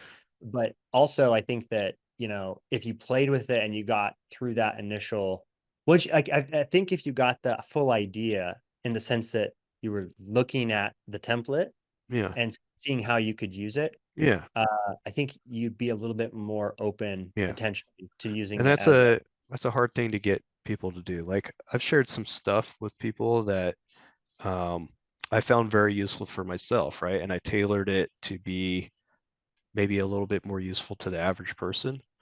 And I shared it with people that I thought even would really consider it, be like, wow, okay, I'll take this into consideration. And they didn't even like look at it, they didn't even look. So Right. like if they would have read it, like I spelt out the importance of what I shared with them and they didn't even read it. And it's like um it's kind of the same thing with what I'm getting at with everything. It's like there's so many books out there, man. There's books that I've just recently came to that I was like, man, if I had this like 10 years ago, I'd have so many answers to my questions. But then like 10 years ago, would I even look at that book? You know what I mean? Um, you know Probably what I not. mean? Yeah, exactly. So it's like there's so much information out there that anybody could really find their path to the thing. You know what I mean? But don't even Yeah. look. Don't even look. I don't even think we want to look. A lot of us, even myself, there's like many times I don't want to see the truth, man. I want to live in the illusion. I want the truth to leave me alone. Why I have this little uh, trip, and I'll wake up someday, just leave me alone. I don't want to see that, you know? Like if DMT world is like the true reality, dude, I don't want to see that shit until I die. Like that's too much. So I want to dumb down into this thing while I'm here. Like I'll wait. I'll wait. Yeah, I've seen enough of that shit. Be like, That's how I feel about it too. yeah, Like I'm fine waiting. yeah. Um, but honestly, DMT, like ayahuasca, made me not want to die, dude. Like really, I was like, yeah, I was like, I don't want to die. Like that is fucking chaos. Like this is nice. It's just put together, dude. That shit's chaos. That's crazy town. Like yeah, 100% crazy town. yeah. It's like, whoa, that'll take some getting used to. You know what I mean? I don't necessarily think that that's just what it's like No, I don't necessarily, either. but I But mean, it, because what it is, what I think it is, it is a good point though that it's a clue potentially to the is, afterlife. yeah. I Yeah, my perspective of death has changed since then, but at the time I was depressed and I thought, oh, I'm suicidal and stuff like that. And I took ayahuasca and I was like, I'm not suicidal at all. Like, nope, I'm not depressed. Like, I love my life. It taught me that lesson, you know what I mean? So I yeah, was like, all right. So it cured me of that, and it gave me a strong memory. And I've done it many times since then, but um and my dreams have definitely helped. So um but I definitely have a different perspective of it now. But I respect the afterlife, I would say greatly now. Maybe I should respect it even more than I do, you know. But I know as a fact, most people don't respect the afterlife, dude. They're like, I'm yeah, just going to heaven or hell. Like the end. It's like, yeah, okay, have fun. Uh, Try some yeah, DMT and tell me if you're going to heaven or hell. You know what I mean? yeah. It's You a get both. yeah, it's a little mind fucky for sure. And I don't know what I necessarily think of it, per se. Like as far, in other words, I think, like we said before, all is mind. Yeah, And so, whether you call it the previous life or the afterlife or this life or whatever, these are just the many dimensions of the mind. yeah, And yeah. and the question is like, is there some sort of continuation of, say, the journey of a soul through dimensions of mind? And is there a sense of a, an essence or a thing or an aspect of me that continues beyond, I right? think so. Yeah, I That's think I that's what probably I think. agree. Yeah, Yeah, I mean, and whether it's true or not, because really, how the fuck do you tell without dying? Like, yeah. you can do all kinds of cool experiments and whatever. Like, you can show me the most insane proof of some DMT trial or whatever Right. it is, near death experience, meta analysis, or whatever. But I think you don't really know shit until you die. Like, that's the one thing that's so crazy about like an ayahuasca, die before you die experience. or Mm, like, Eleusinian mystery initiation or something, mm, is like you get to have your mind absolutely rocked and be like, right. oh shit, this is different But than I did you thought it was die? gonna Yeah. be. No, Yeah. you didn't fully die, but it wasn't like what you thought it was gonna be, Right. right? And Right. so my whole point is, like, when you die, I don't think it's gonna be like what you think it's gonna be, No. and Yeah. it's going to be a crazy ride. And do we get to make the journey? Like, do we get to Yeah. continue? I don't think the ego goes. I think that's temporary. Yeah. I think your ego is what you call personality, while you're alive, and you definitely have had probably ego death through psychedelics, where your personality goes away and you're suddenly this other thing, almost childlike awareness, but you're still aware. You still have memories, things like that. So it's hard to say, man. I've never died, and not come back. So you know what I mean? Yeah, it's So, nice on and I my don't know death, anybody like that either. right? But that's my belief. My one thing that I've come to is like, okay, what's a belief? That's I think an important thing to leave people with is like, what is a belief? And can you force yourself to believe something or not? It's like, I don't know. Yeah, It's that's a really good hard to do that question. one. If a belief is maybe defined as something beyond just the story you tell yourself, right? Yeah, Because a story you tell yourself could be false. You could yeah, tell yourself a false story and be yeah, fucking with yourself or tricking yourself or, yeah. beguiling yourself. But you Like, still don't believe it. yeah, you just have some dissonance, right? But you Yeah, don't truly believe it. You're just yeah, telling a story. yeah, Maybe it's to fit in, whatever. And the the thing about belief is it's not just the story. It's like, in a way, it's like how you resonate. It's like right. what you Yeah, yeah, resonate as or with, like yeah, what feels true.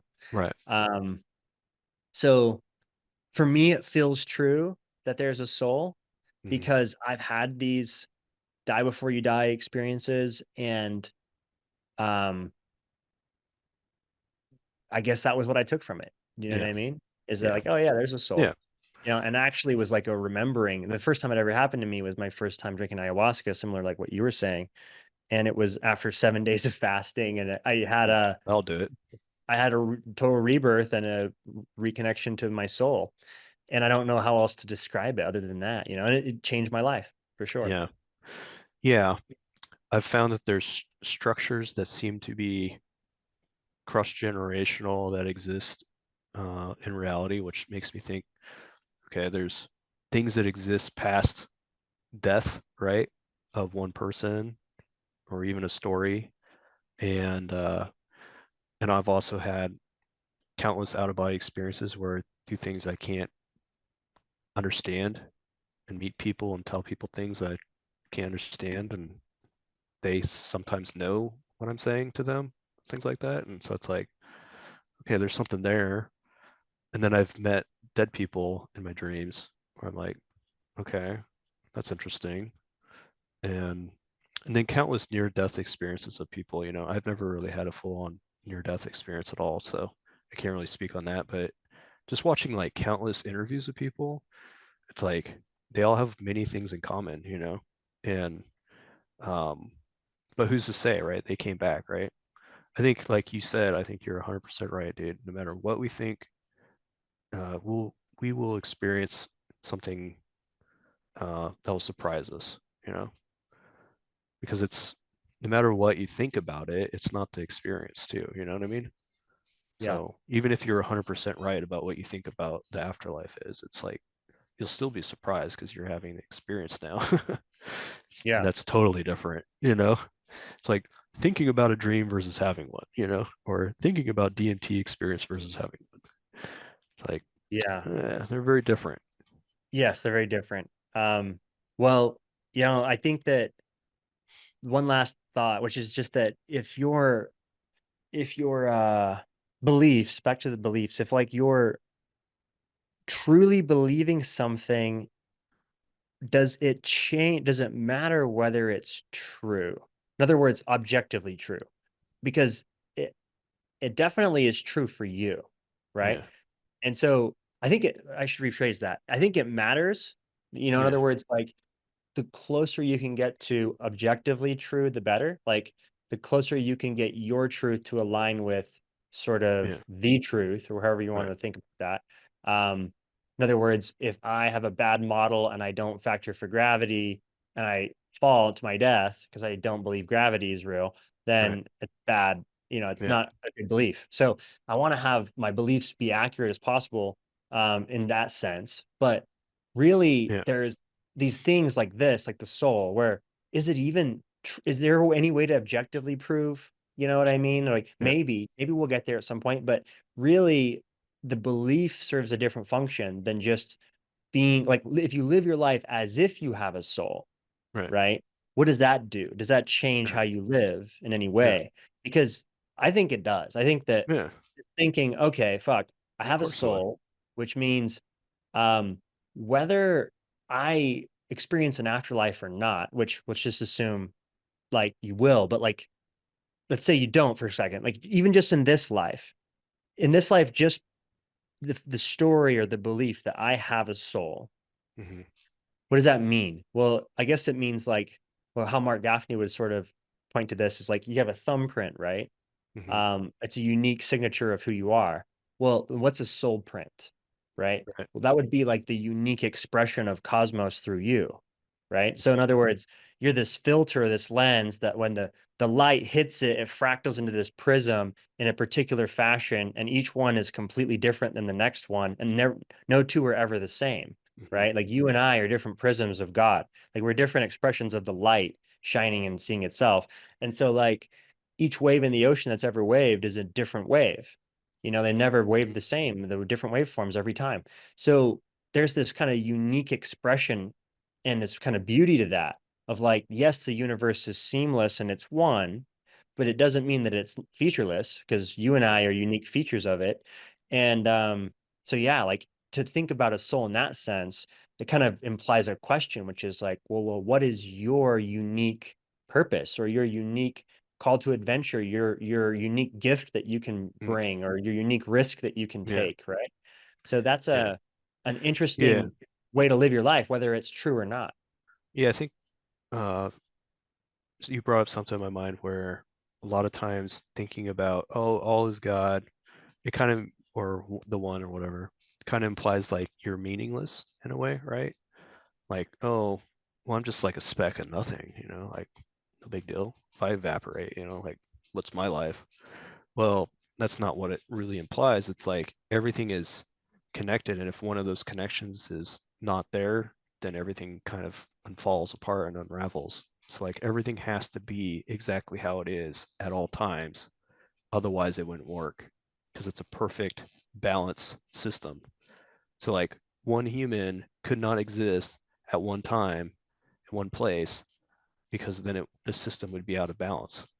One molecule, one atom, if it was moved, the system would be out of balance. It has to always be in balance on all layers too, like not just one. So like everything has absolute meaning because it's all meaningful to the whole Because it's thing. happening, just because it's Yeah. happening, Yeah. right? So it Like has just meaning. the mystery and the miracle that it's Yeah. happening, It has total meaning. You know what I mean? Total meaning.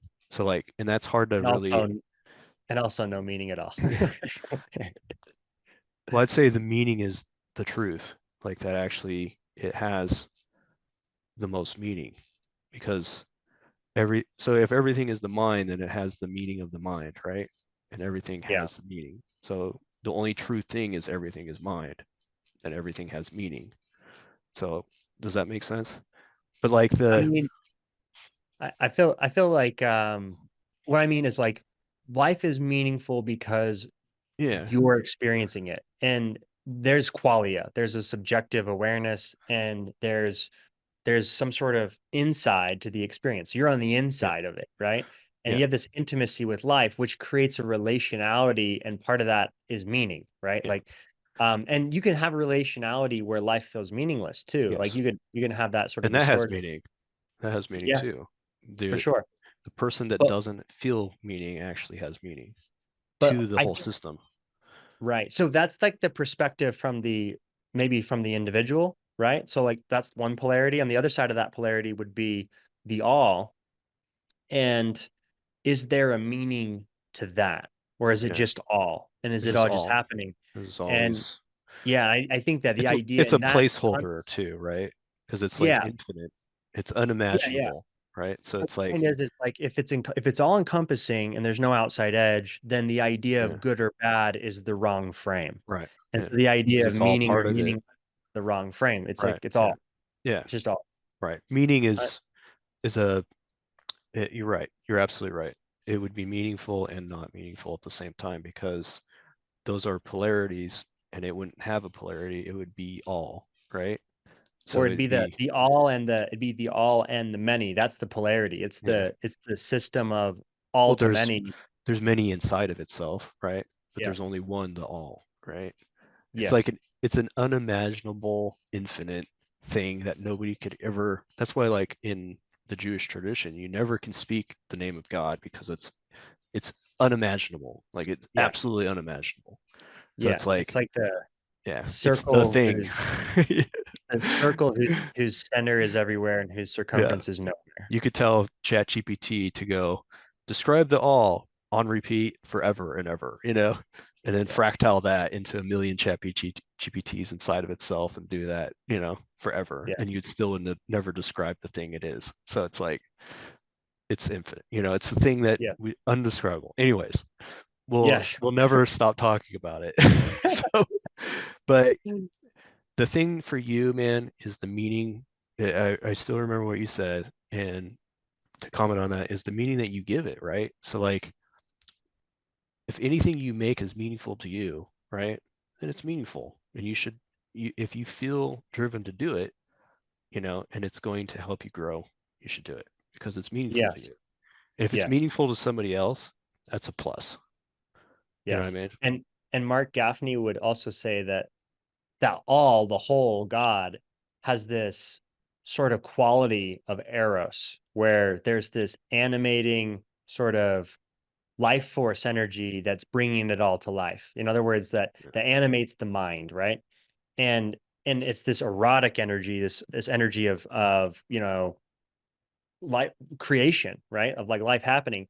And so you could think about that as the all, like, so in other words, what you desire, what you deeply desire, and like what's meaningful to you, right? And what you truly give the most fucks about is in a sense your your North Star, right?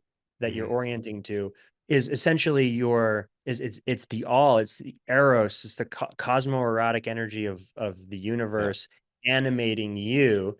So in other words, it's you're fulfilling the desire of mind or the imagination of mind, Yeah. right?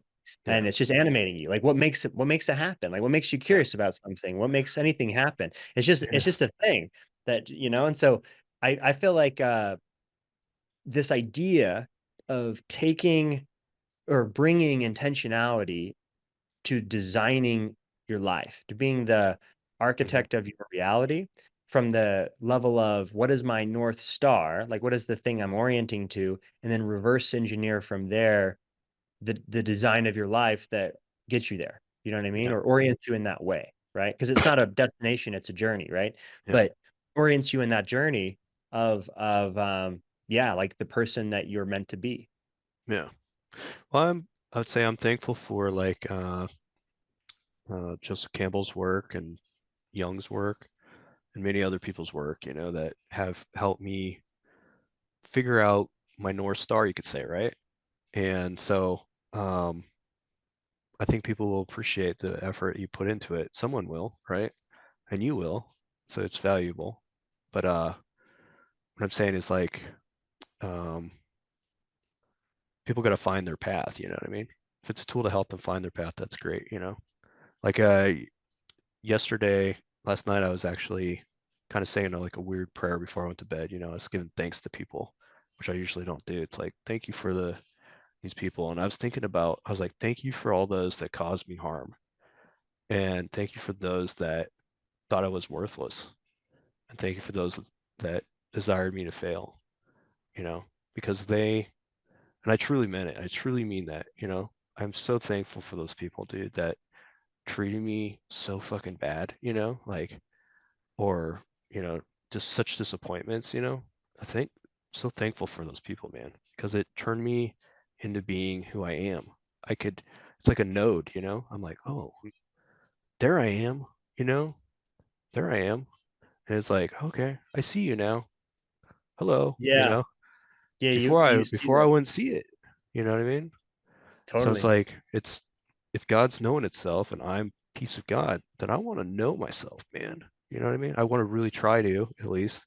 It's like, and that's like love, dude. You know what I mean? It's like love for myself, Yeah, you know? and from the soul level, like I totally agree with you. It is, and that's really compassion, right? It's to having that love for yourself deeply enough that it expands beyond your skin to Yeah. the other beings in the universe, right? And For so I those was gonna people that think that, treat me poorly too, man, because they're like yeah, all the they're beings.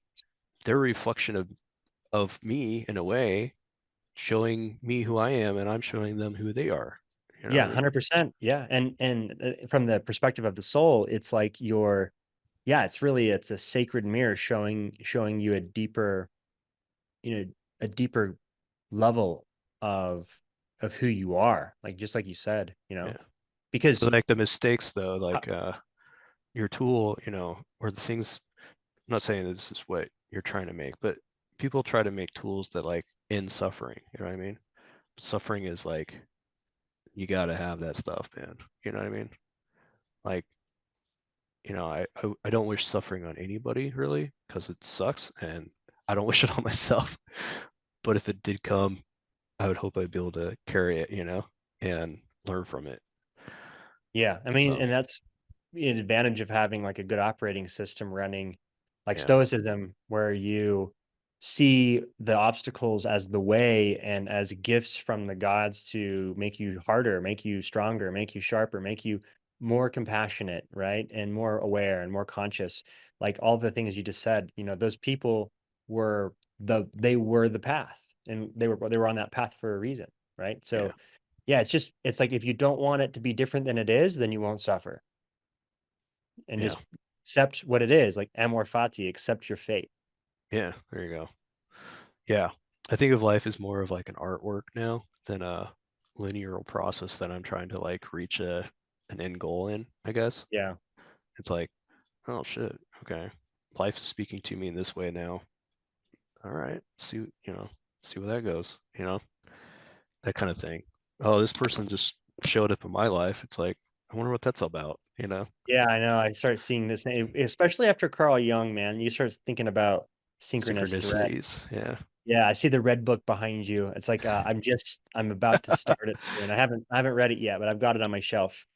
Yeah, you'll see how crazy he went. So, Yeah. and he wasn't taking any drugs. So you can imagine. Yeah, I know. It's wild. Well, Lee, this has been a pleasure. This has been fun, man. Thanks for Yeah. your Glad to, time dropping yeah, in. glad to get to talk to you again. Yeah, it's always fun to pander around philosophically and bounce ideas back and forth. Yeah, I'm looking at my notes. I'm just like, holy shit, we kind of covered some interesting territory. Yeah, you made me question some stuff and think about some new ideas. So I appreciate it, man. I was like, Yeah, always, man. You too. Like, I think that's the beauty of being open-minded and having like a space for good faith conversations where you're not trying to like make the other person less than or look bad or like prove them wrong or anything. You're just trying to engage curiosity and neuroplasticity and actually learn something, and maybe explore a new space you haven't been in before. yeah. So yeah, and like you're a fellow explorer for sure. So it's always fun to talk to you. Thanks, dude. Yeah, absolutely, man. Well, thanks again. You have a great day. You too, man. Yeah. Cheers. Take care.